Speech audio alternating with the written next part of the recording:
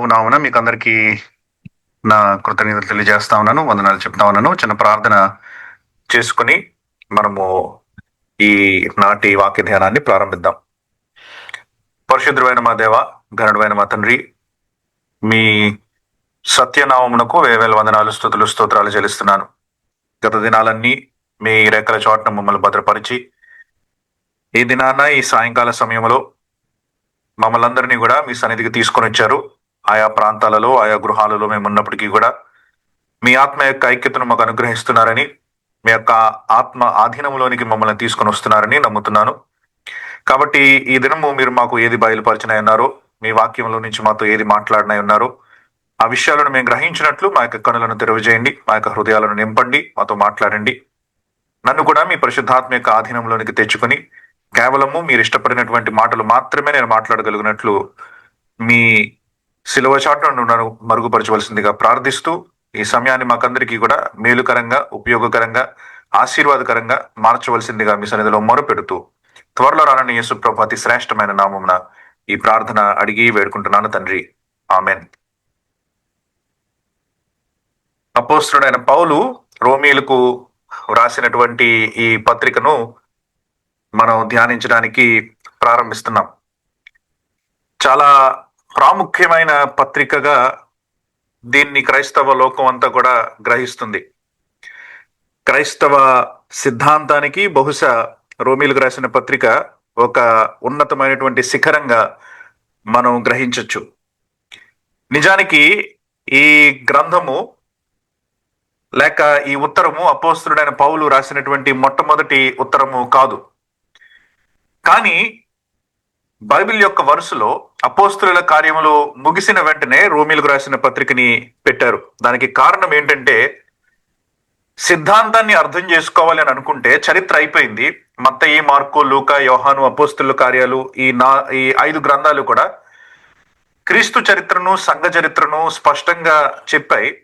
ఇప్పుడు సిద్ధాంతాన్ని అర్థం చేసుకోవాలంటే పౌలు రాసినటువంటి మొట్టమొదటి పత్రికతో కాదు ప్రారంభించాల్సినది, ఆ సిద్ధాంతాలకు మూల కారణమైనటువంటి లేకపోతే పునాది అయినటువంటి రోమీలకు రాసిన పత్రికతో ప్రారంభించాలనే ఉద్దేశంతో పౌలు ఇది చాలా సంవత్సరాల తర్వాత రాసినప్పటికీ కూడా ఈ పత్రికతోటి ప్రారంభించడం జరిగింది. ఇది పరిశుద్ధ గ్రంథములో లేకపోతే నూతన నిబంధనలో ఉన్నటువంటి సుదీర్ఘమైనటువంటి ఉత్తరము. 7111 మాటలు ఉన్నాయి ఇందులో. గ్రీకు భాషలో కనుక మీరు లెక్క పెడితే, మన తెలుగు భాషలో, ఆంగ్లంలో వేరేగా ఉండొచ్చు, కానీ 7111 గ్రీకు భాష పదాలు వాడి అపోస్తలుడైన పౌలు దీనిని కూర్చడం జరిగింది. సామాన్య ఉత్తరాలతో చూస్తే ఇది 82 రెట్లు సుదీర్ఘమైనదిగా కొంతమంది అంచనా వేస్తారనమాట. 82 times longer than the average letter written in antiquity అని చాలా మంది చరిత్రకారులు చెప్తా ఉంటారు. ఈ ఉత్తరాన్ని గురించి ఆలోచిస్తా ఉన్నప్పుడు ఎందుకో ఈ పత్రిక అంత ప్రభావితమైనటువంటి పత్రిక అని గనక మనం ఆలోచిస్తా ఉంటే, సంఘాన్ని ప్రభావితం చేసినటువంటి, వ్యక్తులను ప్రభావితం చేసినటువంటి ఉత్తరము ఇంతకు మించి వేరేది ఏది ఉండుండకపోవచ్చు. ఇది కేవలము పౌలు యొక్క సిద్ధాంతము మాత్రమే కాదు, పౌలు వాడినటువంటి కొన్ని వచనాలను, కొన్ని మాటలను అపోస్తలుడైన పేతురు తన యొక్క వచనాలలో వాడుకున్నాడు. ఉదాహరణకి మీరు రోమీలకు రాసిన పత్రిక 13వ అధ్యాయాన్ని గనక పేతురు రాసిన మొదటి పత్రిక 2వ అధ్యాయంతో పోలుస్తా ఉంటే మీకు కొన్ని పోలికలు కనిపిస్తా ఉంటాయి. మీరు ఎలా అయితే మీ పైన ఉన్నటువంటి అధికారులకు లోబడాలో అన్నటువంటి ఆ మాటలను పేతురు పౌలు దగ్గర నుంచి బారో చేసినట్లు, లేకపోతే పౌలు ద్వారా స్ఫూర్తి చెంది రచించినట్లు మనకు అర్థమవుతా ఉంటాయి. రోమీలకు రాసిన పత్రిక 13వ అధ్యాయాన్ని మొదటి పేతురు 2వ అధ్యాయంతో మీరు పోలుస్తా ఉన్నప్పుడు చాలా పోలికలు కనిపిస్తా ఉంటాయి. ఎలా పైనున్న వారికి మీరు లోపరుచుకోవాలి, లోపడడం అనేటువంటిది ఎలాగ దేవుని చిత్తమో ఇద్దరు కూడా ఆ విషయాల గురించి మాట్లాడుతూ ఉంటారు. పైనున్న వారు చెడును శిక్షించి మంచిని పొగిడేటువంటి వారని చెప్పి, లేకపోతే మంచిని ప్రశంసించే వారని చెప్పి ఇరువురు కూడా రాస్తారు. రోమీలకు రాసిన పత్రిక 12వ అధ్యాయాన్ని కనుక మీరు హెబ్రీలకు రాసిన పత్రిక 10వ అధ్యాయంతో మీరు పోలుస్తూ ఉంటే రెండింటిలో కూడా మరలా మీకు సమానమైనటువంటి అర్థాలు మీకు లభిస్తూ ఉంటాయి. ఇంకా చెప్పాలంటే సమానమైనటువంటి పదాలు కూడా ఇద్దరు గ్రంథకర్తలు వాడినట్లు మనకి కనిపిస్తా ఉంటది. హెబ్రీలకు రాసిన పత్రికలో, తెలుగు బైబిల్లో పైన అపోస్తుడైన పౌలు రాసిన హెబ్రీలకు రాసిన పత్రిక అని రాసినప్పటికీ కూడా చాలా మంది ఇప్పటికే మీకు తెలిసే ఉంటది అది పౌలు రాసినటువంటి పత్రిక కాదు అని. అయితే ఇద్దరు వేరు రచయితలు అయినప్పటికీ కూడా ఆ రచనల్లో సమానత్వం కనిపిస్తా ఉంటది అనమాట. 12వ అధ్యాయాన్ని 10వ అధ్యాయాన్ని కనుక మీరు పోలుస్తా ఉంటే, రోమా 12 హెబ్రీ 10ని కనుక మీరు పోలుస్తా ఉంటే, రోమా 16వ అధ్యాయంలో అపోస్తుడైన పౌలు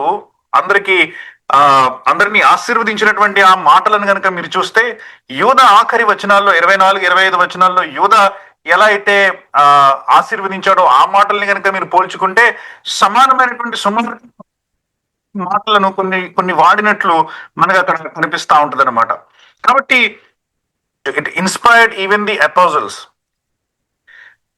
అంతేకాదు, ఇంకా సంఘ చరిత్రను కనుక మనము చూస్తా ఉంటే, మోడర్న్ కామెంటరీ మీరు ఏది తీసినా సరే, మోడర్న్ గత 100-200 సంవత్సరాల క్రితం రోమిలకు రాసిన పత్రిక గురించి రాయబడినటువంటి కామెంటరీలు మీరు ఏది తీసినా సరే సహజంగా 3 ఉదాహరణలతో ప్రారంభిస్తా ఉంటారు ప్రతి కామెంటరీని కూడా. ఆ 3 ఉదాహరణలు నేను మీకు చెప్తా. క్రీస్తు శకం 386వ సంవత్సరంలో ఆగస్టిన్ అన్నటువంటి ఒక వ్యక్తి ఆయన జీవిస్తా ఉన్నాడు. డిబాచ్డ్ లైఫ్ అంటే వ్యర్థమైనటువంటి జీవితాన్ని, ఇష్టానుసారంగా జీవిస్తున్నటువంటి, విచ్చలవిడితనంతో జీవిస్తున్నటువంటి జీవితంలో ఉన్నాడు అనమాట. కాబట్టి అతను ఒకానొక రోజు తన స్నేహితుడైనటువంటి ఒకని ఇంటిలో అతని తోటలో కూర్చొని ఆలోచిస్తా ఉన్నాడు అనమాట. తన యొక్క పాడు జీవితం గురించి ఆలోచిస్తా ఉన్నాడు. ఎలా ఈ జీవితంలో నుంచి బయటికి రాలేకపోతున్నాడో ఆలోచిస్తా ఉన్నాడు అనమాట. ఈ ఆలోచిస్తా ఉన్నప్పుడు పక్కనే వేరేక ఇంటి తోట దీనికి ఆనుకుని ఉంది, ఈ తోటకి ఆనుకుని ఉన్నది.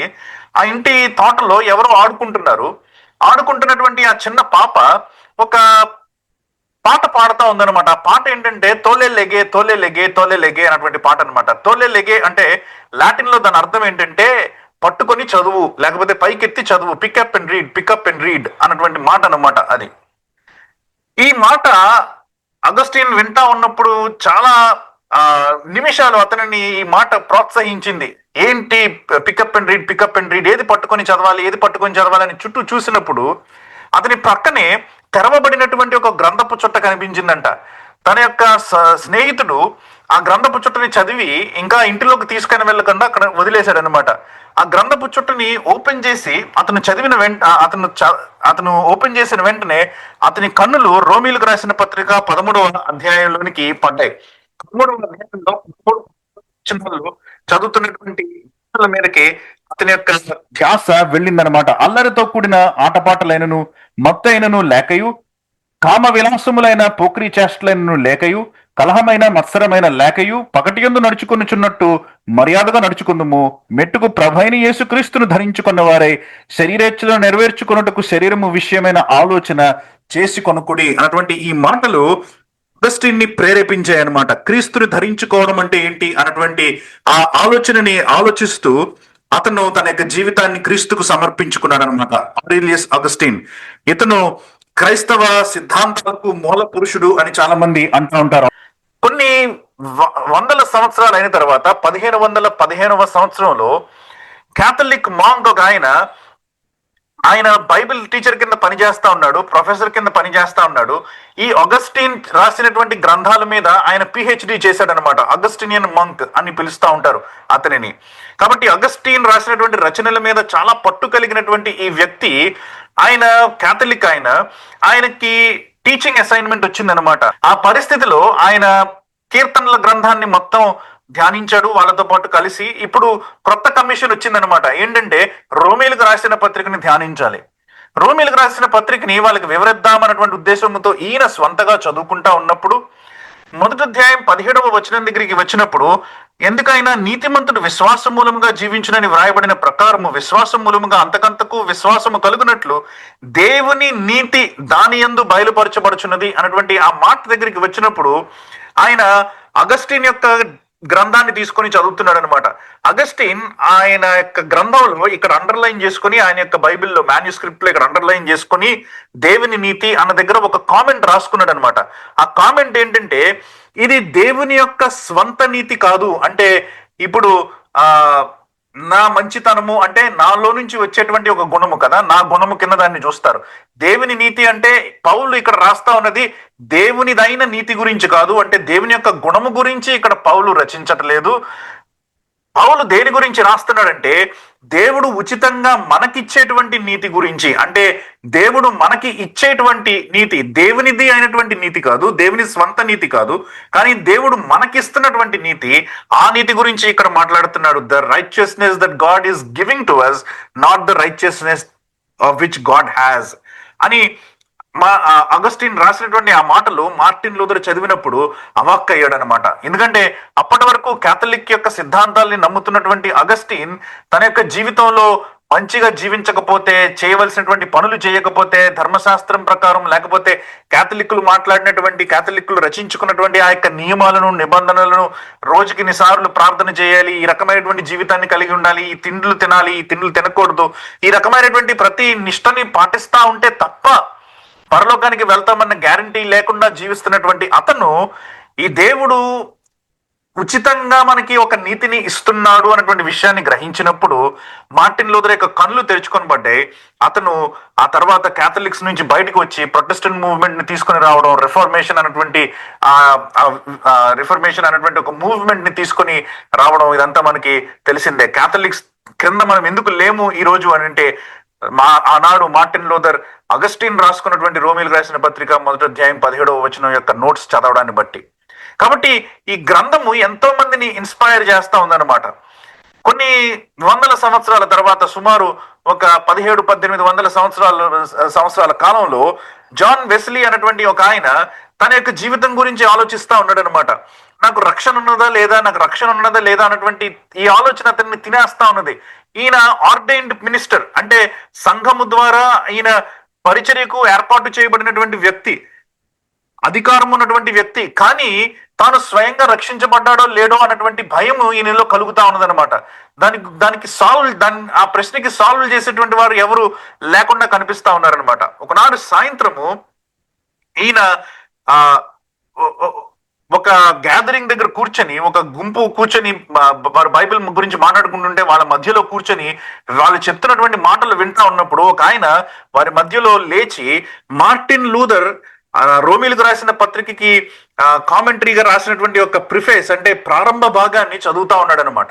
ఆ ప్రారంభ భాగంలో చదువుతా ఉన్నప్పుడు మార్టిన్ లూథర్ అందులో రాసినటువంటి మాటలను ఇతను జాగ్రత్తగా వింటా ఉన్నప్పుడు, దేవుని యొక్క నీతి మనకి ఇవ్వబడుతుంది, దేవుని యొక్క కార్యములు మనం చేస్తా ఉంటాం, మన స్వంత కార్యాలను బట్టి మనం నీతిమంతులుగా తీర్చబడము, కానీ దేవుని యొక్క చిత్తపూర్వకంగా దేవుని యొక్క కార్యముల ద్వారా మనం నీతిమంతులుగా తీర్చబడతాం అన్నటువంటి ఆ విషయం అతను విన్నప్పుడు అతని మనస్సు నిండుకుపోయి అతను మొట్టమొదటిసారి తన యొక్క ఆ రక్షణ నిశ్చయతను కనుగొన్నవాడే అక్కడి నుంచి బయటికి వెళ్ళాడు అనమాట.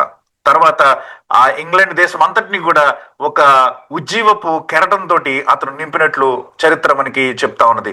కాబట్టి వెరీ వెరీ ప్రామినెంట్ క్రిస్టియన్స్, చాలా బలమైనటువంటి క్రైస్తవులు ప్రపంచాన్ని లేకపోతే క్రైస్తవ్యాన్ని ఒక దిశలో తిప్పినటువంటి క్రైస్తవులు ఈ గ్రంథము ద్వారా ప్రభావితులయ్యారు. కాబట్టి చాలా ప్రాముఖ్యమైనటువంటి గ్రంథం ఇది.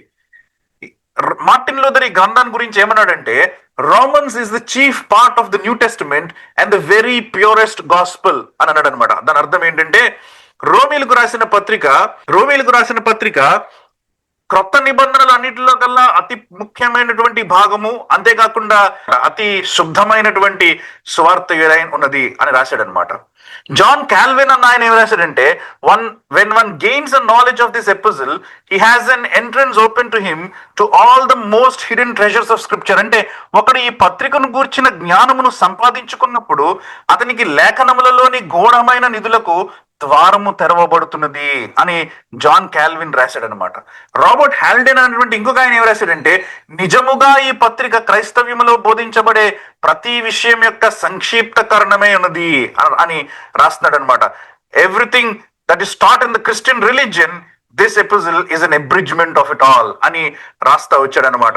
జాన్ మర్రే అనేటువంటి ఇంకొక ఆయన ఏం రాస్తా ఉన్నాడంటే, కృపా సువార్త యొక్క ఘనమైన వాదన, వివరణ, పరిరక్షణ మనకి రోమిలకు రాసిన పత్రికలో కనిపిస్తా ఉన్నది అని రాస్తున్నాడు అనమాట. The greatest polemic in the exposition and defence of the gospel of grace అని ఆయన రాశాడు అనమాట. చార్ల్స్ స్విండోల్ అనేటువంటి ఇంకొక ఆయన ఏం రాశాడంటే, ప్రభువు తన అత్యంత ఫలవంతమైన సువార్థికునికి నియమించిన అతి ప్రాముఖ్యమైన రచన అని అన్నాడు అనమాట రోమిలకు రాసిన పత్రికని. The most significant piece of literature the Lord would ever commission his most prolific evangelist to write అని రాస్తా వచ్చాడు అనమాట. కాబట్టి ఎంతో మంది ఈ గ్రంథాన్ని చదివినటువంటి వ్యక్తులు ఈ గ్రంథంలో ఉన్నటువంటి ఈ విశేషతను, ఈ గ్రంథంలో ఉన్నటువంటి ఈ యొక్క అద్భుతమైనటువంటి విషయాలను చూస్తూ వారు ప్రభావితులైనట్లు మనకి కనిపిస్తా ఉన్నదన్నమాట. మనము 300 శకం 300 సంవత్సరాల నుంచి లెక్క వేసుకుంటూ వచ్చాం. ఎంతో మంది ప్రపంచాన్ని తలక్రిందులు చేసినటువంటి వ్యక్తులు ఇందులో ఉన్నట్లు మనకి కనిపిస్తా ఉన్నది. ఇది ఈ గ్రంథం యొక్క ప్రభావము. ఎందుకు ఈ మాటలు నేను మీకు చెప్తా ఉన్నానంటే, ఈ పత్రికని మనం వచ్చే ఎన్ని వారాలు చదువుతామో నాకు తెలియదు, కానీ మనం వచ్చే ఈ కాలంలో చదువుతా ఉన్నప్పుడు వారి జీవితాల్ని ఎలా ప్రభావితం చేసిందో ఈ పత్రిక మన జీవితాల్ని కూడా అలాగే ప్రభావితం చేయగలిగేటువంటి శక్తి ఉన్నటువంటి పత్రిక. కాకపోతే దీనికి మన దగ్గర నుంచి డెడికేషన్ కావాలి, మన వైపు నుంచి డెడికేషన్ కావాలన్నమాట. వాళ్ళు ఎలాగైతే ఆపకుండా చదువుతూ వచ్చారో, వాళ్ళు ఎలా అయితే ఈ పత్రికను సీరియస్ గా తీసుకుని ధ్యానిస్తూ వచ్చారో, మనం కూడా అలాగే సీరియస్ గా ధ్యానిస్తూ రావాలన్నమాట. ఆ బెత్లెహేమ్ లో ఫాదర్ గా పనిచేసినటువంటి ఒక ఆయన చాలా సంవత్సరాల క్రితం ఆయన రాస్తా ఉన్నాడు అనమాట. క్రిసోస్టిన్ ఏదో అతని పేరు సరిగ్గా గుర్తులేదు, కానీ అతను రాస్తా ఉన్నాడు అనమాట. ఏమని రాస్తా ఉన్నాడంటే, వారానికి 2 సార్లు మీరు బిగ్గరగా చదివించుకోండి రోమిలకు రాసిన పత్రికని. వారానికి 2 సార్లు మీరు బిగ్గరగా చదివించుకుంటే అప్పుడు మీరు నిజమైన క్రైస్తవులు అవుతారు అని అన్నాడు అనమాట. ఒక ఆయన అన్నాడు, the book of Romans is my holiday book అని అన్నాడు అనమాట. అంటే ఈయన ఎప్పుడు సెలవుకి వెళ్తా ఉన్నా సరే రోమిలకు రాసిన పత్రికను తీసుకుని వెళ్తాడనమాట చదువుకోవడానికి. రోమిలకు రాసిన పత్రిక అతనికి అంత ప్రాముఖ్యమైనదనమాట. మార్టిన్ లూథర్ రాస్తా వచ్చాడనమాట, రోమిలకు రాసిన పత్రిక అంతటినీ కూడా ప్రారంభం నుంచి చివరి దాకా మీరు కంట పెట్టండి అని అన్నాడు అనమాట. అత్యంత ప్రాముఖ్యమైనటువంటి గ్రంథముగా దీనిని పరిగణించారనమాట. మరి దీన్ని రచించింది ఎవరు అని కనుక మనం ఆలోచిస్తే మనకి తెలుసు. మొదటి అధ్యాయం మొదటి వచనంలోనే రాస్తా ఉన్నాడు, పౌలు దేవుని ప్రియులందరికీ రాస్తున్న మాట అనేసి రాసుకుంటూ వచ్చాడు. మొదటి అధ్యాయం మొదటి వచనాన్ని చూస్తా ఉండగానే. కాబట్టి పౌలు ఈ గ్రంథాన్ని రచించాడు. కానీ ఈ గ్రంథాన్ని రచించినప్పుడు పౌలు తన యొక్క తెలివిని ఉపయోగించాడని అనుకుంటాం కానీ, but he never used his pre Christian credentials. ఫిలిప్పీలకు రాసిన పత్రిక 3వ అధ్యాయం 4వ వచనం నుంచి కనుక మీరు చూస్తా ఉంటే, పౌలుకి ఉన్నటువంటి ఆ యొక్క క్రెడెన్షియల్స్ ఏంటో, ఆయనకు ఉన్నటువంటి ఆ తలాంతులు ఏంటో, లేకపోతే ఆయన యొక్క క్రైస్తవుడు కాకమునుపు ఆయనలో ఉన్నటువంటి గుణాలు ఏంటో మీకు కనిపిస్తా ఉంటాయి. వాటిలో ఏది కూడా అపోస్తలుడైన పౌలు రోమిలకు రాసిన పత్రికని రాస్తా ఉన్నప్పుడు వాడుకోలేదు. చూస్తారా ఎవరైనా? ఫిలిప్పీలకు రాసిన పత్రిక 3వ అధ్యాయం 4వ వచనం నుంచి. కావలినంటే నేను శరీరమును ఆస్పదము చేసుకొనవచ్చును, మరి ఎప్పుడైనను శరీరమును ఆస్పదము చేసుకొన దలిచిన ఎడల నేను ఎక్కువగా చేసుకొనవచ్చును. 8వ దినమున సున్నతి పొంది తిని ఇశ్రాయేలు వంశపు వాడనై బెన్యామీను గోత్రములో పుట్టి సంతానమైన హెబ్రీయుడనై ధర్మశాస్త్ర విషయము పరిచయుడనై ఆస్తి విషయము సంగమును హింసించువాడనై ధర్మశాస్త్రము వలన నీతి విషయము అనింద్యుడనై ఉంటిని. 7 క్వాలిఫికేషన్స్ ఇస్తున్నాడు అనమాట పౌలు. తన యొక్క క్రైస్తవుడు కాకమునుపు తనలో ఉన్నటువంటి క్వాలిఫికేషన్స్, తనకున్నటువంటి అర్హతలు ఏంటో చెప్తూ 7 విషయాలని పౌలు అక్కడ తెలుపుతా ఉన్నట్లు కనిపిస్తా ఉంటది మీకు. కానీ ఈ 7 విషయాలలో ఏది కూడా మీకు రోమిలకు రాసిన పత్రికలో కనిపించదు. నిజానికి చెప్పాలంటే ఆ 7 విషయాలని అపోస్తలుడైన పౌలు ఖండిస్తున్నట్లు మీకు కనిపిస్తా ఉంటది. ఏది మరి కనిపిస్తా ఉంటది మీకు రోమిలకు రాసిన పత్రికలో అని కనుక మీరు ఆలోచిస్తే, పౌలు తిమోతికి రాస్తూ వచ్చినటువంటి మొదటి పత్రిక 1వ అధ్యాయం 12వ వచనం నుంచి రాసుకుంటూ వస్తాడనమాట. పూర్వము దూషకుడును హింసకుడును హానికరుడైన నన్ను తన పరిచర్యకు నియమించి నమ్మకమైన వానిగా ఎంచినందుకు నన్ను బలపరిచిన మన ప్రభు అయిన యేసుకు కృతజ్ఞతుడైనాను. తెలియక అవిశ్వాసము వలన చేసి తిని కనుక కనికరింపబడి తిని, మరియు మన ప్రభు యొక్క కృపయు క్రీస్తు యేసునందున్న విశ్వాసమును ప్రేమయు అత్యధికముగా విస్తరించెను. పాపులను రక్షించుటకు క్రీస్తు యేసు లోకమునకు వచ్చినను వాక్యము నమ్మతగినది పూర్ణాంగీకారమునకు యోగ్యమైనది ఉన్నది, అట్టి వారిలో నేను ప్రధానుడను అని రాస్తున్నాడు అనమాట. ఇవి మీకు కనిపిస్తా ఉంటాయి. Not his pre Christian credentials. తన జ్ఞానాన్ని ఉపయోగిస్తున్నాడు వాస్తవమే, కానీ తనకి క్రీస్తుకి లేకపోతే క్రీస్తును తెలుసుకోక పూర్వము అతనికి ఉన్నటువంటి జ్ఞానము కాదు ఇది అతను ఉపయోగిస్తా ఉన్నది. క్రీస్తును తెలుసుకున్న తర్వాత క్రీస్తు యొక్క కృపను అనుభవించినటువంటి వాడే, క్రీస్తులో విశ్వాసంలో ఉన్నటువంటి వ్యక్తిగా అతను రాస్తున్నటువంటి పత్రిక అన్నమాట. కాబట్టి ఇది పౌలు యొక్క మనసులో నుంచి వచ్చిన దానికి అన్న క్రీస్తు యొక్క మనసులో నుంచి వచ్చినటువంటి పత్రిక అని రాయొచ్చు. Perhaps this is the way in which God is signing the document of Romans. రోమిల్కి రాసిన పత్రికకి దేవుడు సంతకం పెడుతున్నాడు అనమాట. ఇది నా దగ్గర నుంచి వస్తుందని, ఎందుకంటే పౌలు యొక్క క్వాలిఫికేషన్స్ కాదు, దేవుని యొక్క క్వాలిఫికేషన్స్ నుంచి వస్తా ఉన్నది అనమాట. రోమిల్కి రాసిన పత్రిక 16వ అధ్యాయం కనుక మీరు చూస్తే 22వ వచనంలో మీకు కనిపిస్తా ఉంటది, ఈ పత్రిక వ్రాసిన తెర్తియు అని నేను ప్రభువునందు మీకు వందనములు చెప్పుచున్నాను. ఈ తెర్తియు అన్నటువంటి వ్యక్తి ఎవరు అని అంటే పౌలు చెప్తా ఉంటే తెర్తియు రాశాడు అనమాట. కాబట్టి స్క్రైబ్ పౌలు చెప్తా ఉన్నాడు తెర్తియుకి వ్రాసినటువంటి మాటలను తెర్తియు తన చేతితోటి వ్రాస్తా వచ్చాడు అనమాట. పౌలు స్వంత చేతితో రాయలేదు ఈ గ్రంథాన్ని, ఈ ఉత్తరాన్ని తెర్తియు రాస్తూ వచ్చాడు అనమాట. అయితే పౌలు ఆయనకి డిక్టేట్ చేస్తా ఉన్నాడు అనమాట. అదే 16వ అధ్యాయం 1వ వచనం కనుక మీరు చూస్తే అక్కడ మీకు కెంక్రేయలో ఉన్న సంఘ పరిచారకురాలకు ఫీబే అను మన సహోదరిని పరిశుద్ధులకు తగినట్టుగా ప్రభువునందు చేర్చుకొని అని రాస్తా ఉంటాడు అనమాట. ఎందుకంటే ఈ ఫీబే అన్నటువంటి ఈమె ఈ పుస్తకాన్ని లేకపోతే ఈ ఉత్తరాన్ని రోమీల దాకా తీసుకుని వెళ్తా ఉన్నది. రోమీల దాకా తీసుకుని వెళ్తుంది ఒక స్త్రీ అనమాట. ఫీబే అన్నటువంటి ఒక స్త్రీ ఈ పుస్తకాన్ని రోమీల సంఘానికి తీసుకుని వెళ్తా ఉన్నది. కెంక్రేయ అన్నటువంటి ఒక ప్రాంతంలో ఉన్నటువంటి ఈమె మనకి ఇదివరకు కూడా పరిచయం అయింది. ఇప్పుడు కనుక మనం చూస్తా ఉంటే కెంక్రే అనేటువంటి ఈ ప్రాంతము కొరిందుకి దీన్ని పోర్ట్ టౌన్ అని అంటారనమాట. ఎందుకంటే కొరిందు అనేటువంటి ఈ పట్టణము అది సముద్రపు ఒడ్డున లేదు, అది సముద్రంలో నుంచి కొంచెం దూరంగా ఉన్నది. కాబట్టి కానీ పెద్ద పట్టణం ఇది. కాబట్టి వర్తకము జరుగుతా ఉండేటప్పుడు వాళ్ళకి ఒక పోర్ట్ కావాలి. కాబట్టి కొరిందిని ఆనుకొని ఈ కెంక్రేయలో ఒక చిన్న పోర్ట్ ని తయారు చేశారనమాట. ఆ కొరిందిని ఆనుకున్నటువంటి కొన్ని మైళ్ళు దూరం ప్రయాణం చేసుకుని వస్తే కెంక్రేయలో ఈ యొక్క పెద్ద ఓడరేవు కనిపిస్తా ఉంటది అనమాట. కాబట్టి ఆ కెంక్రేయలో ఫీబీ ఉంటది. ఆ కెంక్రేయలోనే పౌలు తన తల వెంట్రుకలు కూడా కత్తిరించుకున్నట్లు మనం అపోస్తుల కార్యాలు ధ్యానిస్తా ఉన్నప్పుడు మనం చదువుకుంటూ వచ్చాం. కాబట్టి ఆ కెంక్రేయ అనమాట ఇది కొరింది యొక్క రేవు కావడంతో, కొరిందికు దగ్గరగా ఆనుకున్నటువంటి రేవు కావడంతో ఫీబీ కెంక్రేయ నుంచి బయలుదేరుతా ఉన్నదన్నటువంటి విషయం మనకి ఇక్కడ చెప్తా ఉన్నాడు. కాబట్టి పౌలు చాలా మంది ఈ పత్రిక అపోస్తుడైన పౌలు కొరిందిలో ఉండి రాశాడు అని గ్రహిస్తా ఉంటారనమాట. అంతేకాదు 16వ అధ్యాయం 23వ వచనం కనుక మీరు చూస్తే అక్కడ మీకు గాయి అన్నటువంటి ఒక వ్యక్తి కనిపిస్తా ఉంటాడు. నాకును యావత్ సంఘమునకును ఆతిథ్యం ఇచ్చు గాయియు మీకు వందనములు చెప్పుచున్నాడు అని. కాబట్టి ఈ సంఘము గాయి యొక్క ఇంటిలో జరుగుతా ఉన్నది. పౌలుకి ఆతిథ్యం ఇచ్చింది కూడా గాయియే అన్నటువంటి ఈ మాట మనకి కనిపిస్తా ఉంటది అనమాట. కొరింథీయులకు రాసిన పత్రిక మొదటి పత్రిక 1వ అధ్యాయం 14వ వచనం కనుక మీరు చూస్తే ఈ గాయి యొక్క మాట ఎక్కడ కూడా కనిపిస్తుంది. నా నామం మీరు బాప్తిస్మం పొందితరని ఎవరైనా చెప్పకూడనట్లు క్రిస్పునకును గాయకును తప్ప మరి ఎవరికి నేను బాప్తిస్మం ఇయ్యలేదు కొరింథీయులతో అంటున్నాడు అనమాట. అంటే ఈ గాయి కొరింథీ సంఘంలో ఉన్నటువంటి ఒక వ్యక్తి అనమాట. కాబట్టి ఫీబీ కెంక్రేయ నుంచి బయలుదేరుతా ఉన్నది, గాయి కొరింథీలో ఉన్నాడు. అంతేకాకుండా మీరు అదే రోమీలకు రాసిన పత్రిక 16వ అధ్యాయంలో మళ్ళా వెళ్తే 23వ వచనంలో మీరు చూస్తా ఉంటే సగమే చదివాను, ఇంకొక సగం చదువుతున్నా. ఈ పట్టణపు ఖజానాకు ఎరెస్తును సహోదరుడు వత్తును మీకు వందనములు చెప్పుచున్నారు. ఖజానాకు ఎరెస్తు అన్నటువంటి పదం కూడా మీకు ఇక్కడ వినిపిస్తా ఉంది. ఈ ఎరెస్తు అన్నటువంటి వ్యక్తి గురించి మీరు వింటున్నారు. తిమోతికి రాసిన 2వ పత్రికలోనికి వెళ్తే 4వ అధ్యాయము 20వ వచనం కనుక మీరు చూస్తే అక్కడ ఈ ఎరెస్తు మీకు మరలా కనిపిస్తాడు అనమాట. తిమోతికి రాసిన 2వ పత్రిక 4వ అధ్యాయము 20వ వచనము. ఎరస్తు కొరింథీలో నిలిచిపోయాను అని అంటున్నాడు. అంటే ఎరస్తు కొరింథీలో ఉన్నటువంటి వ్యక్తి అన్నమాట. కాబట్టి ఈ 3 సూచనలు కూడా మనకి ఏం చెప్తా ఉన్నాయంటే ఫీబీ కెంక్రేయ నుంచి బయలుదేరింది, అది కొరింథీకి పక్కనే ఉన్నటువంటి ఓడరేవు.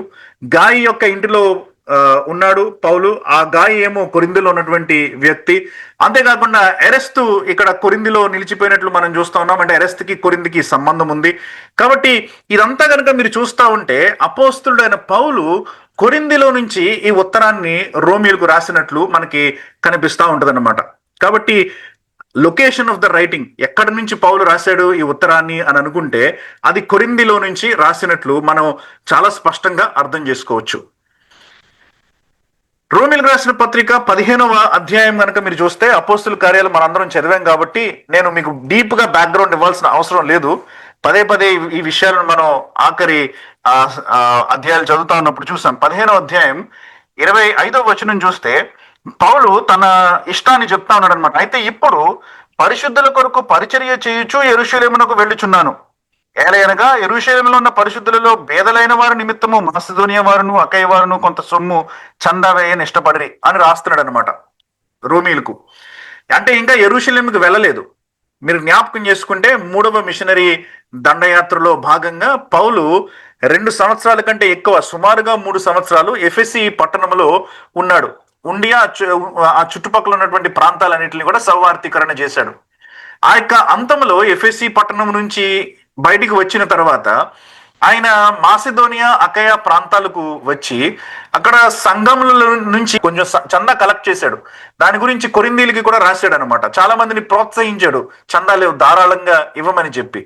ఎందుకంటే పౌలు యొక్క ఉద్దేశం ఏంటంటే యూదా సంఘముతో, అంటే లేక యెరూషలేము నుంచి బయటికి వచ్చినటువంటి అనేక వ్యక్తులు యూదుల యొక్క ప్రభావము వలన సంఘము విస్తరిస్తా ఉన్నది.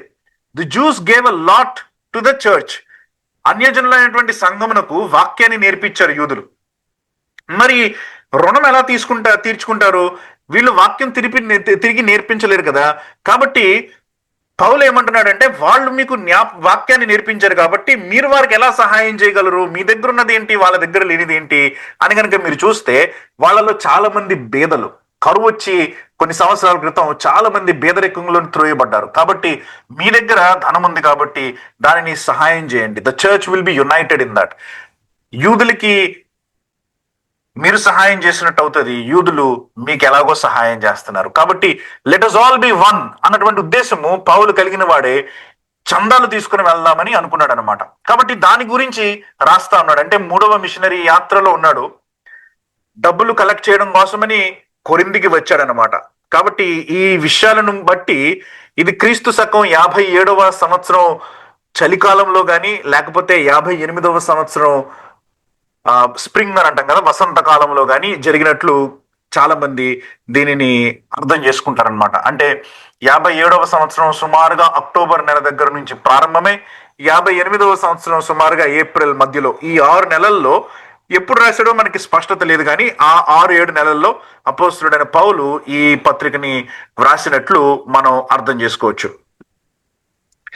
ఏంటి మరి ఈ పత్రికలో ఉన్నటువంటి కాంటెక్స్ట్ అర్థం చేసుకోవాలి. ఈ కాంటెక్స్ట్ ఏంటి అని అన్నది కూడా మనం అర్థం చేసుకోవాలి. లేకపోతే ఈ సంఘం ఎలాంటి వారు అన్నటువంటి విషయాన్ని కూడా మనం అర్థం చేసుకోవాలి. చాలా సంవత్సరాల క్రితం రోమిలకు రాసిన పత్రిక గురించి బహుశా మొట్టమొదటి కామెంటరీ ఆంబ్రోసియస్టర్, అంటే ఆంబ్రూస్ అని పిలుస్తాం మనం ఆయన్ని. ఈ ఆంబ్రూస్ అనేటువంటి ఆయన రాశాడు అనమాట మొట్టమొదటి కామెంటరీ. ఈ కామెంటరీ చాలా సంవత్సరాల క్రితం రాశాడు, 3rd సెంచరీలో రాశాడు. ఈయన విశేషంగా రోమా సంఘానికి చెందినటువంటి వ్యక్తి అనమాట. కానీ ఈయన మాటల్లో ఈయన ఏం చెప్తా ఉన్నాడంటే రోమా సంఘం అంట అపోస్తులుడు స్థాపించినటువంటి సంఘం కాదు. సహజంగా మొదటి శతాబ్దంలో ఉన్నటువంటి సంఘాలు అనేకమైనవి అపోస్తుల ద్వారా స్థాపించబడ్డాయి. లేకపోతే వేరే ఇప్పుడు ఫిలిప్ లాంటి వాళ్ళు ఎవరో స్థాపించినా సరే, ఫిలిప్ సమరయలో ఆ చుట్టుప్రక్కల ప్రాంతాల్లో సువార్త ప్రకటించినప్పుడు ఆ విశ్వాసులు ఏర్పడినప్పుడు సంఘాలు ప్రారంభించబడి ఉంటాయి. కానీ వెంటనే ఎవరో అపోస్తులుడు అక్కడికి వెళ్ళి అక్కడ వారి మీద చేతులుంచి ప్రార్థన చేసి అక్కడ ఒఫిషియల్లీ ఒక సంఘాన్ని స్థాపించేవాళ్ళు అనమాట. అలాగే అంత్యోకయలో కూడా ఒక సంఘం ప్రారంభించబడినప్పుడు ఆ విషయం మనకు తెలుసు కదా. అపోస్తులకు తెలిసినప్పుడు యెరూషలేము నుంచి వాళ్ళు బర్నబాని కూడా అక్కడికి పంపించినట్లు మనం చూస్తాం, అంత్యోకయకు. కాబట్టి ఎప్పుడు కూడా అపోస్తుల యొక్క ఇన్ఫ్లుయెన్స్ కింద ఒక సంఘం ఉండేది. రోమా సంఘం అలాంటి సంఘం కాదు. ఎందుకంటే ఇది చాలా సుదీర్ఘమైనటువంటి ప్రయాణం చేసుకుని వెళ్ళాలి అక్కడికి. ఇక్కడ ఉన్నటువంటి సంఘం గురించి యెరూషలేంలో ఉన్నటువంటి వ్యక్తులకు ఎంతవరకు తెలుసో కూడా మనకు తెలియదు. కాబట్టి రోమా సంఘం అనేది అపోస్తులకు అతీతంగా వృద్ధి చెందినటువంటి సంఘం అనమాట. కొంచెం పెక్యూలియర్ సంఘం, విశేషమైనటువంటి సంఘం అనమాట. ఇవన్నీ మనం అర్థం చేసుకున్నప్పుడే ఈ పత్రికని మనం జాగ్రత్తగా అర్థం చేసుకోగలుగుతాం. పౌలు ఏ మాట ఎందుకు వాడుతున్నాడో మనకి బాగా తెలుస్తూ ఉంటది అనమాట. వేరే అపోస్తులుడు ఈ సంఘాన్ని తాకలేదు అన్నటువంటి ఆలోచన మనకి పౌలు కూడా ఇస్తాడు. రోమిలకు రాసిన పత్రికకి రాస్తూ 15వ అధ్యాయము 20వ వచనంలో చాలా స్పష్టంగా అంటాడనమాట. నేనైతే మరి యొక్క పునాది మీద కట్టకుండు నిమిత్తము అని రాస్తాడు. అంటే ఇంకొక వ్యక్తి ఎవరైనా పునాది వేస్తే అపోస్తులుడైన పౌలు అక్కడికి వచ్చి కట్టడనమాట. పేతురు లేకపోతే ఇంకెవరు ఒక అపోస్తులుడు రోమాలో ఉన్నటువంటి సంఘాన్ని కనుక ప్రారంభించి ఉంటే పౌలు అక్కడికి వచ్చి కట్టేటువంటి ఆలోచనలో ఉండేవాడు కాదనమాట. కానీ పౌలు రోమాకి వెళ్దామని అనుకుంటున్నాడంటే వేరే ఏ అపోస్తులుడు అక్కడ పని చేయలేదు, వేరే ఎవరు అక్కడ పునాదులు వేయలేదన్నమాట. అది పౌలు యొక్క ఉద్దేశం. అక్కడ 15-20లో వేరే ఒకడు అన్నప్పుడు అపోస్తుల గురించి మాట్లాడుతున్నాడు, సంఘంలో ఉన్న మిగతా వ్యక్తుల గురించి కాదు. కాబట్టి ఇది ఆ రకంగా ప్రత్యేకమైనటువంటి సంఘం, అపోస్తులతో సంబంధము లేనటువంటి సంఘం. అనగా దాని అర్థం ఏంటంటే మిగతా సంఘాలు చూసినట్లు అపోస్తులు చేసినటువంటి సూచక క్రియలు కానీ ఆశ్చర్య కార్యాలు కానీ వీళ్ళు చూడలే. గలతీలో కానివ్వండి, కొరింథీలో కానివ్వండి, ఎఫెసులో కానివ్వండి, లేకపోతే యెరూషలేములో, సమరయలో, చుట్టుపక్కల ఉన్నటువంటి ప్రతి ప్రాంతంలో, అంత్యోకయలో, ప్రతి చోట కూడా అపోస్తులు ఎన్నో సూచక క్రియలు చేశారు. వీళ్ళు చూడలేదు అలాంటిది, విన్నారే తప్ప చూడలేదన్నమాట. ఒక రకంగా చెప్పాలంటే మోడర్న్ చర్చ్ లాగా మనలాంటి వాళ్ళు అనమాట. మనం ఈ సూచక్రియల గురించి విన్నామే గానీ మన కళ్ళతోటి చూడలేదు కదా. అలాంటి ఒక సంఘం అనమాట రోమీల యొక్క సంఘము. మనకి చాలా పోలికలు ఉన్నటువంటి సంఘం అనమాట. అంతేకాకుండా ఈ రోమా సంఘము కాన్స్టెంట్లీ మారుతున్నటువంటి సంఘం అనమాట. అంటే దాని అర్థం ఏంటంటే ఎప్పుడూ చాలా సంవత్సరాల క్రితం యూదులుగా ప్రారంభించబడింది.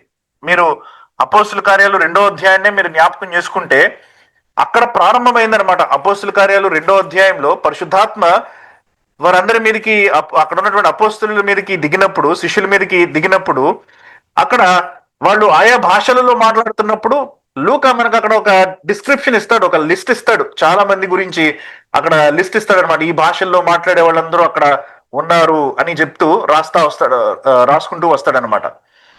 వాళ్ళల్లో మీకు వ్యక్తులు కూడా కనిపిస్తారనమాట. 10వ వచనం చూస్తే 2వ అధ్యాయం 10వ వచనం, కురేనే దగ్గర లిబియా ప్రాంతంలో ఎందుకు కాపురం ఉన్నవారు, రోమాకి పరమాస్తులుగా వచ్చిన వారు అని వస్తాడనమాట. కాబట్టి వీరు వచ్చి బహుశా పేతురు యొక్క ప్రసంగాలు విని కొంతకాలము సంఘంతో పాటు ఉండి తర్వాత సమయం వచ్చినప్పుడు వాళ్ళు మరలా తిరిగి రోమాకు వెళ్ళి అక్కడ సంఘాన్ని ఏర్పరుచుకున్నారనమాట. యూదులు లేకపోతే యూద మతాన్ని పుచ్చుకున్నటువంటి వ్యక్తులు. కాబట్టి వాళ్ళు అక్కడికి వెళ్ళి సంఘాలని స్థాపించారనమాట. ఆ తర్వాత మనకి సంఘము వాళ్ళు వేరే వ్యక్తులకి సువార్త చెప్పినప్పుడు వేరే వ్యక్తులు సంఘంలోకి చేర్చబడడం, ఇవన్నీ కూడా మనకి జరుగుతూ ఉంటాయి. కాబట్టి స్టార్టింగ్ స్టేజ్ లో ఈ సంఘం ఏర్పరచబడినప్పుడు 100% యూదులే, ప్రత్యేకత ఏం లేదు. అన్ని ప్రాంతాల్లో యెరూషలేములో కానివ్వండి, అంత్యోకయలో కానివ్వండి, ఎక్కడైనా సరే ప్రారంభంలో చాలా మంది యూదులతోటే ప్రారంభమయ్యే సంఘాలు, అందులో విశేషం ఏం లేదు. కొంతకాలం అయిన తర్వాత కొర్నేలి మారు మనసు పొందిన తర్వాత అన్యజనులు కూడా సంఘంలోనికి చేర్చబడ్డారు. కాబట్టి గ్రాడ్యువల్ గా ఈ వార్త రోమీలకు పాకినప్పుడు వాళ్ళు కూడా అన్యజనులను సంఘంలోనికి చేర్చుకోవడం మొదలు పెట్టారు. ఇది విశేషం ఏం కాదు, అన్ని సంఘాల్లోనూ అంతే. ప్రారంభంలో యూదులు, తర్వాత అన్యజనులు మిక్స్ అవుతా ఉంటారు. కాబట్టి యూదులు పెరుగుతా ఉన్నారు, అన్యజనులు పెరుగుతా ఉన్నారు, వృద్ధి చెందుతా ఉంది సంఘం. అకస్మాత్తుగా 49వ సంవత్సరం క్రీస్తు శకంలో ఏం జరిగిందంటే క్లౌడియస్ అనేటువంటి ఒక చక్రవర్తికి ఒక వార్త వినిపించింది అనమాట. ఏంటి ఆ వార్త అంటే క్రీస్తు అనేటువంటి ఒక వ్యక్తి గురించి యూదులు బాగా అభ్యంతరం చెందుతా ఉన్నారు, రెచ్చిపోతున్నారు, అతని గురించి, అతని వలన రెచ్చిపోతున్నారు అన్న విషయం తెలిసేసరికి క్లౌదియా చక్రవర్తి ఏం చేశాడంటే యూదులందరినీ కూడా రోమాలో నుంచి బయటికి పంపించాడు. కొంచెం అధికారంలో ఉండి లంచాలు ఇవ్వగలిగిన వారు తప్పించుకొని ఉంటారేమో కానీ సామాన్యమైనటువంటి యూదులందరూ కూడా బ్యానిష్ చేయబడ్డారనమాట 49వ సంవత్సరంలో. మనం అకుల ప్రిస్కిలను గురించి మాట్లాడుతూ ఉన్నప్పుడు క్లౌదియా చక్రవర్తి వాళ్ళని బయటికి పంపించేశాడు అన్నటువంటి పదాన్ని మీరు చదువుతారు కదా. అది 18వ అధ్యాయంలో మీకు కనిపిస్తూ ఉంటది. అపోస్తుల కార్యాలు 18వ అధ్యాయంలో ఆ ఆ సంఘటన అన్నమాట ఇది. క్లౌదియా చక్రవర్తి యూదులందరినీ బయటికి పంపించడంతో 49వ సంవత్సరంలో సంఘం యొక్క కాంపోజిషన్ ఏమైందంటే, యూదులు అన్యజనులు మిశ్రమంగా పెరుగుతూ ఉన్నటువంటి ఈ సంఘము అకస్మాత్తుగా యూదులందరూ ఖాళీ అయిపోయారు, అన్యజనులు మాత్రమే మిగిలిపోయారు అనమాట సంఘంలో. కాబట్టి అప్పుడు దాకా యూదుల యొక్క డామినెన్స్ లో పెరుగుతా ఉంది, ఎందుకంటే యూదులు ప్రారంభం నుంచి ఉన్నవాళ్ళు కదా, యూదులు స్టార్టింగ్ నుంచి ఉన్నవాళ్ళు కాబట్టి, వాక్యం తెలిసిన వాళ్ళు కాబట్టి, వాక్యోపదేశకులు యూదులు, పరిచర్య చేసేటువంటి వాళ్ళు యూదులు, అంతా యూదా డామినెన్స్ అనమాట.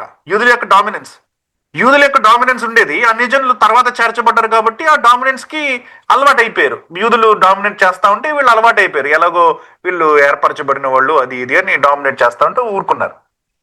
49వ సంవత్సరంలో సడన్ గా ఖాళీ అయిపోయేసరికి కార్యక్రమాలన్నీ అన్యజనులే చేయాల్సి వచ్చింది. సంఘ కాపరి అన్యజనుడే, ఏదైనా మీటింగ్ పెట్టుకోవాలంటే అన్యజనుడే, అందరూ అన్యజనులే కార్యక్రమాలన్నీ చేస్తా ఉన్నారు. 54వ సంవత్సరం వరకు 5 సంవత్సరాలు ఈ బానిష్మెంట్ ఉందన్నమాట. 5 సంవత్సరాలు యూదుల్ని తిరిగి రానివ్వలేదు. 5వ సంవత్సరం అయిన తర్వాత, అంటే 54వ సంవత్సరంలో క్లౌదియా చక్రవర్తి చనిపోయిన తర్వాత నీరో చక్రవర్తి ఆ బానిష్మెంట్ ని క్యాన్సిల్ చేసి యూదులందరినీ మరలా రమ్మన్నాడు అనమాట 54వ సంవత్సరంలో. అప్పటిదాకా ఈ యూదులందరూ బయటే ఉన్నారు. 54వ సంవత్సరంలో కొంతమంది వచ్చారు, కొంతమంది రాలే. ఎందుకంటే కొంతమంది వాళ్ళు ఎక్కడికి వెళ్ళారో అక్కడ సెటిల్ అయిపోయి ఉంటారు, వాళ్ళకి కొంచెం బిజినెస్ బాగుందేమో, సెటిల్ అయిపోయారు, జీవితం ఇక్కడే బాగుంది అని వాళ్ళు బ్రతికేస్తున్నారు. కొంతమంది వెనక్కి వచ్చారనమాట. ఇప్పుడు ఈ వెనక్కి వచ్చినటువంటి వ్యక్తులు యూదులు, కానీ వీళ్ళకి ఇప్పుడు ఆధిపత్యం లేదు, అధికారం లేదు. ఎందుకు? అన్యజనులు మరి అధికారంలో ఉన్నారు కాబట్టి. ఈ సంఘటనలు జరుగుతున్నటువంటి సంఘం అన్నమాట ఇది. కాన్స్టెంట్ స్టేట్ ఆఫ్ చేంజ్ లో ఉన్నటువంటి సంఘం అన్నమాట ఇది, మనం గ్రహించవలసినటువంటి విషయం. రెండవది, ఇందాక నేను మీకు చెప్పినట్లు అపోస్తలుడు చేసినటువంటి సూచనలు కానీ అద్భుత కార్యాలు కానీ చూడనటువంటి సంఘం ఇది, అది కూడా మర్చిపోవద్దు. మూడవ విషయం ఏంటంటే, ఈ సంఘానికి ఇద్దరి యొక్క ప్రభావం ఉంది. ఏది? పేతురు 2వ అధ్యాయం 10వ వచనంలో మనం నాకు చూసినట్లు, అపోస్తల కార్యాలు 2వ అధ్యాయం 10వ వచనంలో పేతురు చెప్పినటువంటి మొదటి ప్రసంగం, పేతురు తర్వాత చెప్పినటువంటి పలు విధమైనటువంటి బాధలు, వీటన్నిటికీ కూడా ఎక్స్పోజ్ అయినటువంటి వాళ్ళు ఉన్నారు ఇక్కడ ఈ సంఘంలో, ప్రారంభం నుంచి ఉన్నటువంటి క్రైస్తవులు. అంతేకాకుండా 16వ అధ్యాయం మీరు ఆఖరి అధ్యాయాన్ని కనుక మీరు చూస్తే, 16వ అధ్యాయం 3వ వచనం నుంచి పౌలు చాలా మంది గురించినటువంటి విశ్లేషణ అక్కడ ఇస్తా ఉంటాడు అనమాట. నా జతపని ప్రిస్కిల్ చెప్పండి అని అంటాడు అనమాట. అలాగా చదువుకుంటూ క్రిందకి వెళ్తాం, లిస్ట్ ఇస్తారనమాట. 5వ వచనంలో కనుక మీరు చూస్తే, ఆసియాలో క్రీస్తుకు ప్రథమ ఫలమైన నా ప్రియుడకు ఎపైనెటుకు వందనములు చెప్పండి అని అంటున్నాడు అనమాట. మరియకు వందనములు చెప్పండి అని 7వ వచనంలో అంటాడు అనమాట. 6వ వచనంలో అంటాడు, బంధువులు తోడి ఖైదీలు అయిన అంద్రోనికు యూనియకు వందనములు అని అంటాడు అనమాట. నా తర్వాత అంప్లియుత్కు అని అంటాడు అనమాట. ఇలాగా పౌలు 13వ వచనం వరకు చాలా మంది గురించినటువంటి విశ్లేషణ ఇస్తాడనమాట. చాలా మంది గురించి రాస్తాడు. సుమారు 12 మంది విశ్వాసులు పౌలుకు తెలుసు, రోమాలో ఉన్నటువంటి వ్యక్తులు. అంటే వీళ్ళందరూ కూడా పౌలు యొక్క బోధను విన్నటువంటి వ్యక్తులు. పేతురు యొక్క బోధని విన్నారు చాలా మంది, పౌలు యొక్క బోధని విన్నారు చాలా మంది. కాబట్టి ఈ ఇద్దరి యొక్క ప్రభావం ఉందన్నమాట ఈ సంఘంలో. పేతురు యొక్క ప్రభావం ఉంది, పౌలు యొక్క ప్రభావం ఉంది. సహజంగా సంఘాలు అలా లేవు. ఇప్పుడు ఉదాహరణకి మీరు కొరింథీ సంఘం తీసుకోండి, పేతురు యొక్క ప్రభావం లేదు. గలతీ సంఘం తీసుకోండి, పేతురు యొక్క ప్రభావం అంతగా లేదు.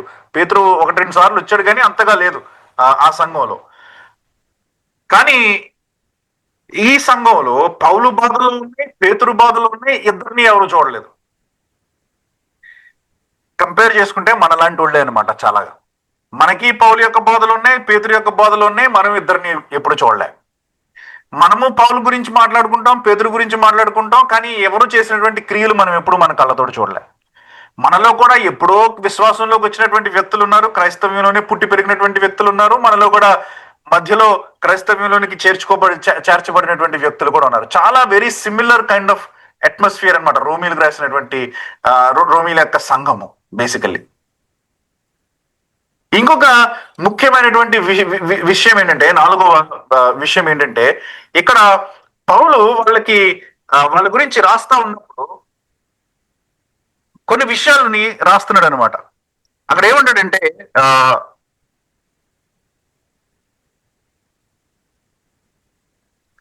16వ అధ్యాయము 4వ వచనం అంటాడు, ప్రిస్కిల్ల గురించి మాట్లాడుతూ, లేదా 3వ వచనం నుంచి అవుతున్నా. క్రీస్తు యేసునందు నా జత పనివారైన ప్రిస్కిల్లకును అకులకును నా వందనములు చెప్పుడి.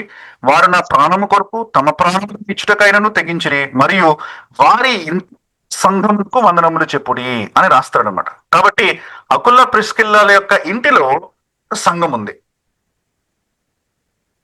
14వ వచనం చూడండి. అసుంకృతుకును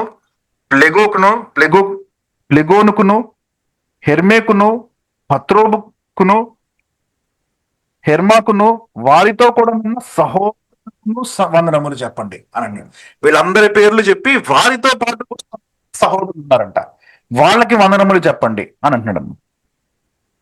మరుసటి వచనం 15వ వచనంలో అంటున్నాడు అనమాట.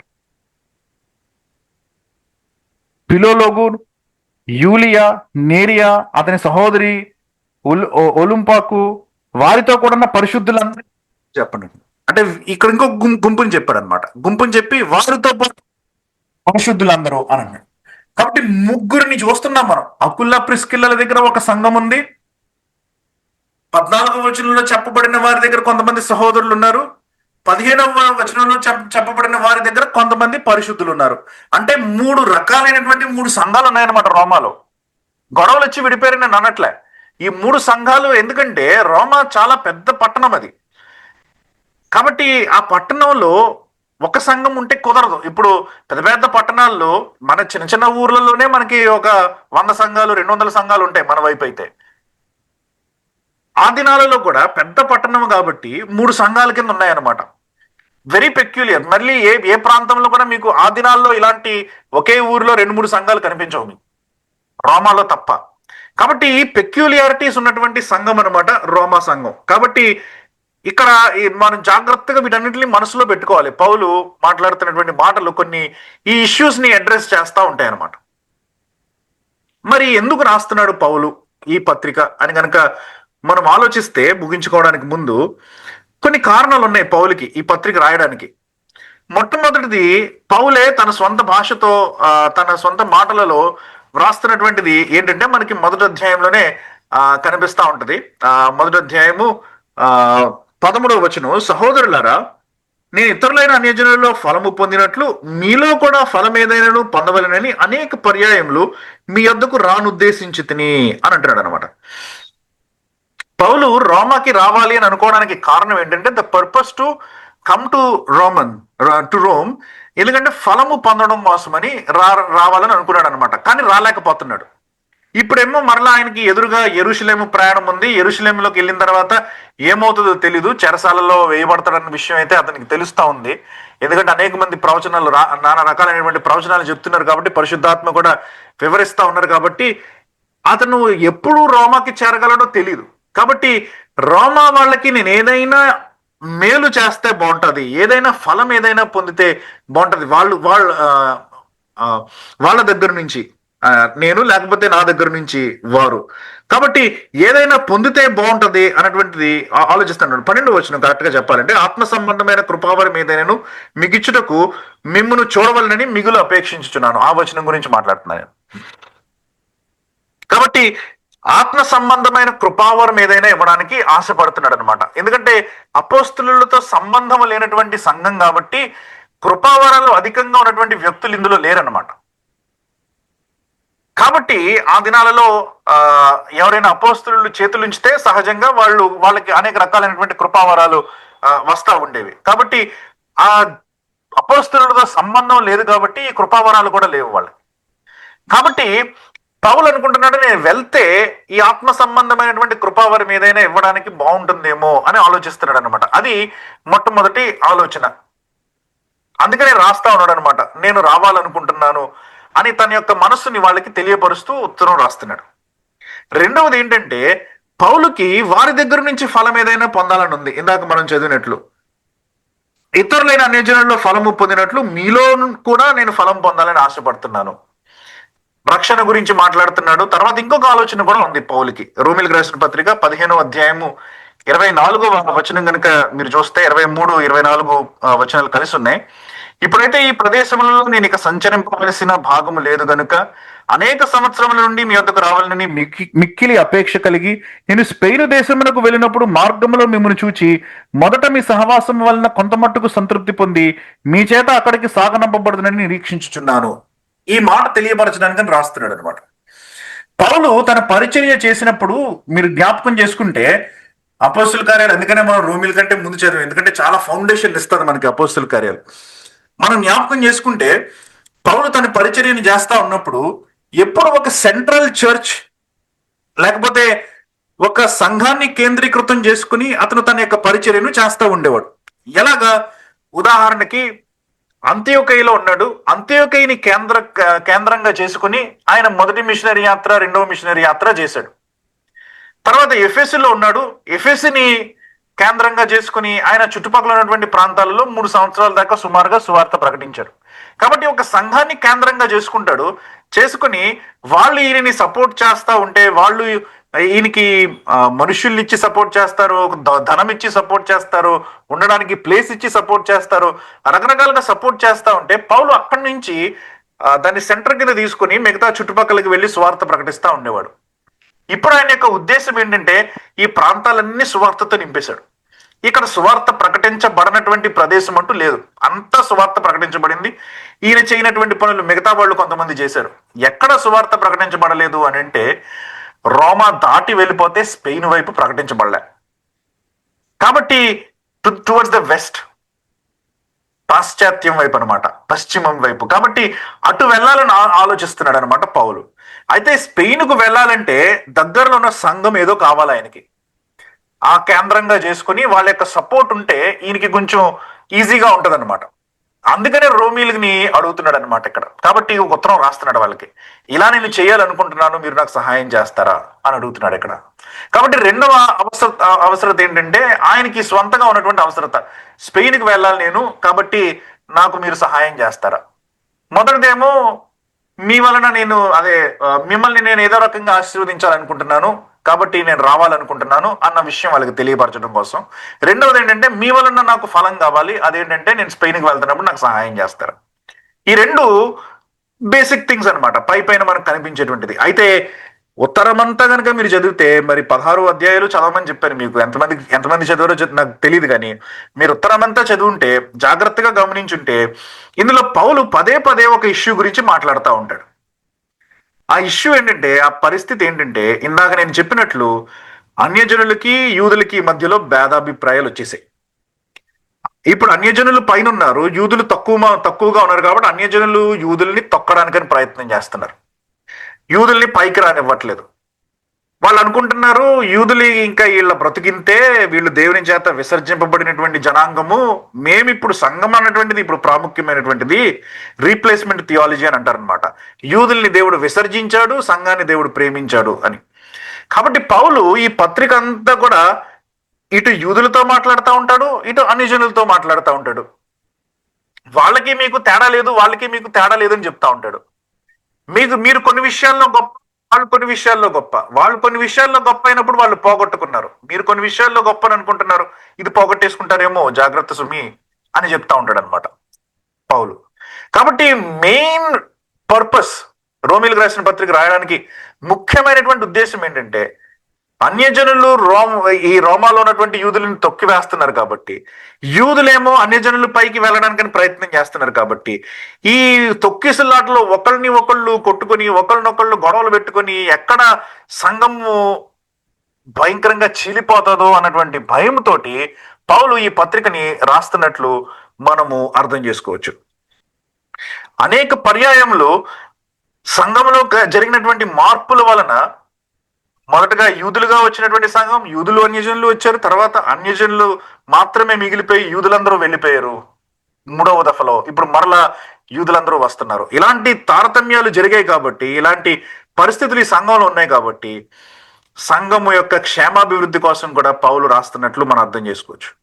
మీకు దాని గురించి ఒక సింపుల్ ఉదాహరణ చెప్తా. రోమిలకు రాసిన పత్రిక 1వ అధ్యాయం 18వ వచనం నుంచి గనక మీరు చూస్తే మొదటి 17 వచనాలు కూడా ఇంట్రడక్షన్. పౌలు తన గురించి ఇస్తున్నటువంటి ఇంట్రొడక్షన్, రోమిలికి తను తాను పరిచయం చేసుకుంటున్నాడు. 18వ వచనం నుంచి మీరు 2వ అధ్యాయం 16వ వచనం వరకు కనుక మీరు చూస్తా వెళ్తే పౌలు అక్కడ బేసికల్లీ అన్యజనుల గురించి మాట్లాడుతూ ఉంటాడు అనమాట. దుర్నీతి చేత సత్యమును అడ్డగించు మనుష్యుల యొక్క సమస్త భక్తిహీనత మీదను దుర్నీతి మీదను దేవుని కోపము పరలోకము నుండి బయలుపరచబడుచున్నది అని చెప్తూ అన్యజనుల గురించి మాట్లాడుతూ ఉంటాడు అనమాట. విగ్రహారాధన ఇవన్నీ కూడా మాట్లాడుతూ ఉంటాడు. మీరు జ్ఞాపకం చేసుకుంటే 1వ అధ్యాయం 18వ వచనం నుంచి 2వ అధ్యాయం 16వ వచనం వరకు అన్యజనుల గురించి మాట్లాడుతూ దేవుడు అన్యజనులను శిక్షిస్తాడు, అన్యజనులు పాపములో ఉన్నారు అని చెప్పుకుంటూ వస్తాడనమాట. 2వ అధ్యాయం 17వ వచనం నుంచి మీరు చూస్తే నీవు యూదుడవని పేరు పెట్టుకుని ధర్మశాస్త్రమును ఆశ్రయించి దేవుని అతిశయించుచున్నావు కావా అని యూదుల వైపు తిప్పుతాడు అనమాట మనస్సుని.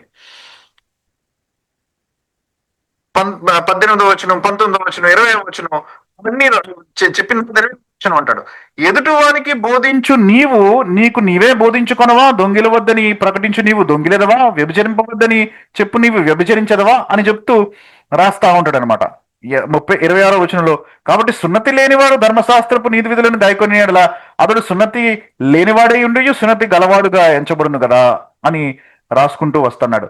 స్వభావమును బట్టి సున్నతి లేనివాడు ధర్మశాస్త్రం నెరవేర్చిన అక్షరమును సున్నతియు గలవాడనే ధర్మశాస్త్రమును అతిక్రమించు నీకు తీర్పు తీర్చడా అని అంటున్నాడు. అంటే అన్యజనులు పాపంలో బంధించబడ్డారని 1వ అధ్యాయం 18వ వచనం నుంచి 2వ అధ్యాయం 16వ వచనం నాకు చెప్పాడు. 2వ అధ్యాయం 17వ వచనం నుంచి 3వ అధ్యాయం 8వ వచనం వరకు చూస్తే అక్కడేమంటున్నాడు, యూదులు కూడా పాపం బంధించబడ్డారు. ఎందుకంటే దొంగిల వద్దని నువ్వు చెప్తున్నావు, నీ దగ్గర ధర్మశాస్త్రం దొంగిల వద్దని చెప్తున్నావు, కానీ అదే పనులు చేస్తున్నావు. కాబట్టి యూదులు కూడా పాపంలో చిక్కుకోబడ్డారు. దాని అర్థం ఏంటి? 3వ అధ్యాయం 19వ వచనంలో చెప్తాడు అనమాట. సారీ 3వ అధ్యాయం 9వ వచనం నుంచి చెప్పడం మొదలు పెడతాడు అనమాట.